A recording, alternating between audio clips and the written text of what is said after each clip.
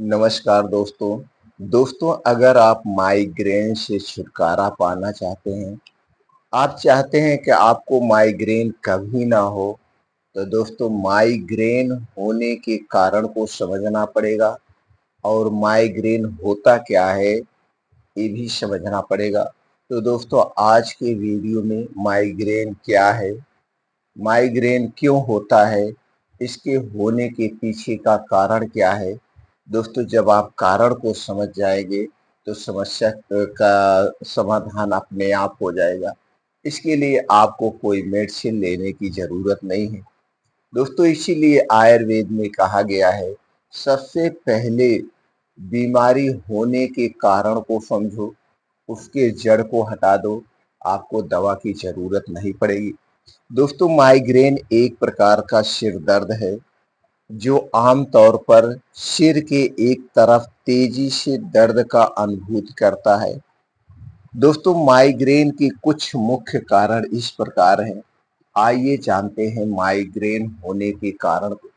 दोस्तों भाग दौड़ भरी जिंदगी, ऊपर से काम का प्रेशर, इससे लगभग हर कोई एक न एक बार माइग्रेन की समस्या से परेशान होता है।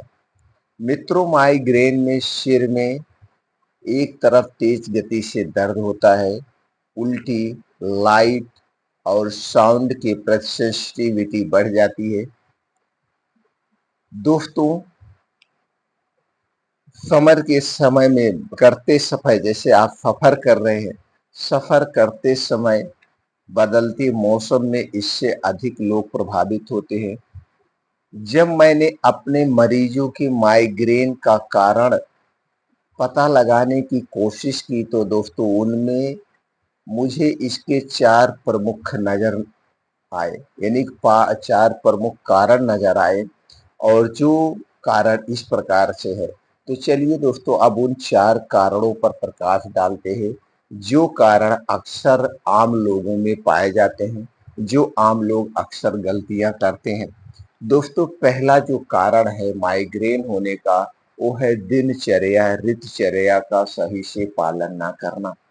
दोस्तों अगर आप दिनचर्या के हिसाब से अपनी डेली रूटीन नहीं रखेंगे, ऋतुचर्या के हिसाब से आप अपना खान-पान नहीं रखेंगे, तो माइग्रेन की समस्या बढ़ जाती है। तो चलिए जानते हैं दोस्तों दिनचर्या, ऋतुचर्या के बारे में शॉर्टकट में। दोस्तों हमें जहाँ पे रह रहे हैं, वहाँ पे जो चीज़ें पाई जाती हैं, उन्हीं चीज़ों का सेवन करना चाहिए। हमें दोस्तों जिस मौसम में जो सब्जी पाई जाती है, उस मौसम के हिसाब से उसी सब्जी और फलों का सेवन करना चाहिए, अनाज का सेवन करना चाहिए। क्योंकि हमारे शरीर में 3 दोष पाया जाता है, वात, पित्त और कफ। ये वात, पित्त, कफ दोस्तों हमारे शरीर के जो होते हैं, ये ऋतुचर्या के हिसाब से, दिनचर्या के हिसाब से और नेचर के हिसाब से घटते बढ़ते रहते हैं। तो दोस्तों हमें इसके विपरीत नहीं जाना चाहिए।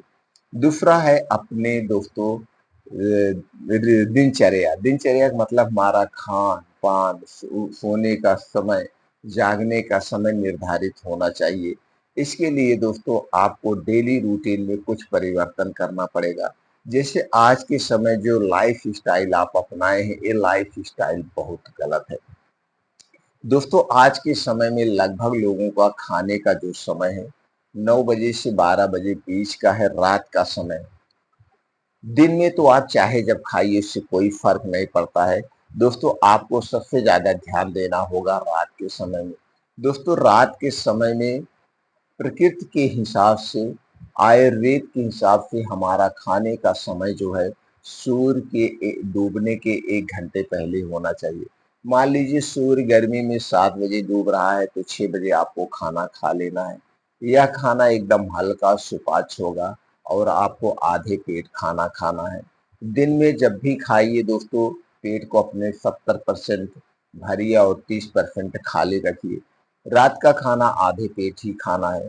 खाना जब भी खाइए ज़मीन पे बैठ के अलथी-पलथी मार के खाना चाहिए और एक निवाले को 32 बार चबाना चाहिए। जैसे एक बार जो निवाला मुँह में आपने डाला है, इसे 32 बार चबाना चाहिए। जब दोस्तों इसे आप 32 बार चबाएंगे तो यह खाना पूर्ण रूप से मुंह में ही पच जाएगा, एकदम पानी की तरह वो दोस्तों चिपचिपा हो जाएगा। हमारे मुंह से जो लार या सलाइवा निकलती यही खाने को बचाती है, इसलिए खाने में कोई जल्दबाजी नहीं करना चाहिए। खाना खाते समय हो सके तो पानी ना पिए। खाना खाने के 1 घंटे पहले आप पानी का प्रयोग करें और खाना खाने के 1.5 से 2 घंटे के बाद पानी का प्रयोग करें, तो डाइजेशन के लिए दोस्तों बहुत बेस्ट है। ये तरीका हमें अपनाना चाहिए।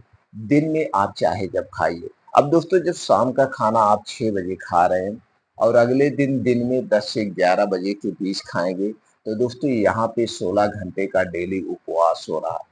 और जब आप 16 घंटे का उपवास करते हैं तो दोस्तों यही हमारे शरीर को रोग मुक्त रखता है। वो कैसे? दोस्तों जब आप 16 घंटे का डेली उपवास करते हैं तो आपके शरीर अपने आप को क्लीन कर लेता है। उस समय हमारे शरीर का टेम्परेचर 2 से 3 डिग्री सेल्सियस कम हो जाता है, जिससे हमारा शरीर अपनी बीमारी को खुद रिकवर करने लगता है। तीसरा सबसे जबरदस्त फायदा दोस्तों, जब हम रात का खाना सूर्य डूबने के पहले खाते हैं तो रात के समय जो बीमारियां होती हैं, जैसे रात में पेट का फूलना, गैस, कब्ज, एसिडिटी, उल्टी का होना या रात में जो brain haemorrhage, heart attack, paralysis जैसी समस्याएं होती हैं, दोस्तों इन समस्याओं से आपको छुटकारा मिल जाएगा। इसलिए रात का खाना हमें सूर्य डूबने के 1 घंटे पहले खाना चाहिए। और दोस्तों जब हमारे शरीर में वात पित्त कफ बिगड़ता है, तभी हमारे शरीर में बीमारियां होती हैं, यानी गैस कब्ज एसिडिटी होती है। तो आपको दिनचर्या अपनाना होगा और डेली रूटीन में दोस्तों आपको 2 घंटे का समय अपने लिए निकालना होगा।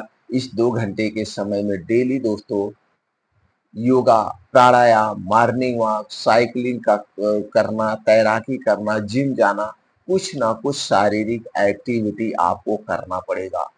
अपने आप को स्वस्थ और निरोग रखने के लिए ये दिनचर्या आपको अपनाना पड़ेगा। दूसरा है दोस्तों हार्मोन असंतुलन। दोस्तों कई महिलाओं को समय से पहले मासिक धर्म हो जाता है, जो कि माइग्रेन का कारण बन सकता है। तो दोस्तों इसलिए हमें इस पे भी ध्यान देना पड़ेगा। हमारे शरीर का हार्मोनल जो संतुलन है वो बना रखे, इसके लिए आपको भी दिनचर्या अपनाना पड़ेगा। जब हमारी दिनचर्या खान पान गड़बड़ होता है, बाहर की चीजें ज्यादा खाते हैं, तली भुनी चीजें ज्यादा खाते हैं, पैकेट वाले चीजें ज्यादा खाते हैं, चीनी रिफाइंड मैदे का सेवन ज्यादा करते हैं या इन चीजों से जो बनी हुई चीजें हैं उनका सेवन ज्यादा करते हैं, तो दोस्तों हमारे शरीर का हार्मोन्स डिसबैलेंस हो जाता है। तो इसको आपको ध्यान देना पड़ेगा। अगला कारण है दोस्तों है मैग्नीशियम की कमी। दोस्तों मैग्नीशियम रिलैक्स मिनरल है। इसकी कमी से अक्सर सिर दर्द और माइग्रेन की समस्या हो सकती है। इसकी कमी को पूरा करने के लिए आपको मैग्नीशियम युक्त खाद्य पदार्थों का सेवन बढ़ा देना चाहिए। जिन चीज़ों में मैग्नीशियम सबसे ज़्यादा पाया जाता है, उन चीज़ों का सेवन करना चाहिए, जैसे dry fruits, beans, dairy product, हरी साग सब्जियाँ और ताज़े फल। इनमें दोस्तों मैग्नीशियम की मात्रा ज़्यादा पाई जाती है, तो अपने डेली रूटीन में इन चीज़ों का आपको सेवन करना पड़ेगा। अगला कारण है आंतों का असंतुलन होना, जैसे हमने पहले बता दिया। अगर आप बाहर की चीज़ें ज़्यादा खाएँगे, इससे आपके आंतें डिस्टर्ब होगी, आंतों में गंदगियाँ जमा होगी, जिसके कारण आपको गैस, कब्ज़, एसिडिटी होगी और गैस, कब्ज़, एसिडिटी ही हर एक बीमारी की जड़ है।